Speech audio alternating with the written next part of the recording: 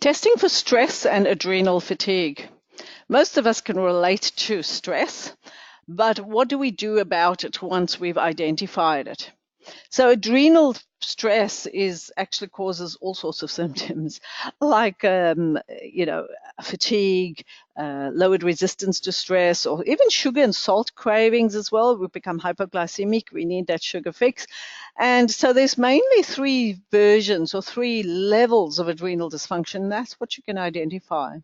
The first stage is really when adrenals are sufficient. You're writing an exam, your levels go up, but it comes down. Your cortisol goes up and down after the exams. But when stress is continuous, your adrenals become insufficient, and it's what we call the resistance phase. And when the cortisol is not being produced, thrown out by the adrenal glands any longer, that's when the patient becomes chronically fatigued, and that's called adrenal exhaustion.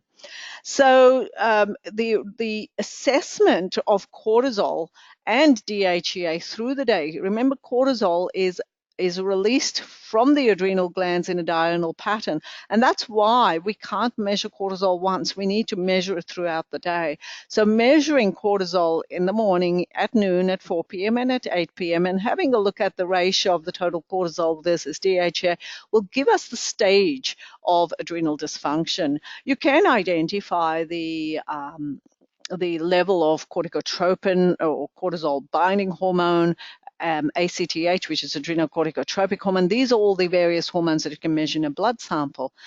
You can also, if you've got a problem with waking up in the morning or you just don't function well in the morning, you may want to look at the cortisol awakening response. This is driven by ACTH, stimulating the brain to actually release cortisol. And so we can see how the body is actually being woken up. And so identification of cortisol first thing as you wake up, 30 minutes thereafter, another 30 minutes thereafter, and then the 3 times in a day will give you your cortisol awakening response. Of course, you can also identify through a urine sample your cortisol different times in a day, as well as its metabolites like tetrahydrocortisol, tetrahydrocortisone, and so forth, and cortisone as well. So there's a number of ways you can actually identify your adrenal stress.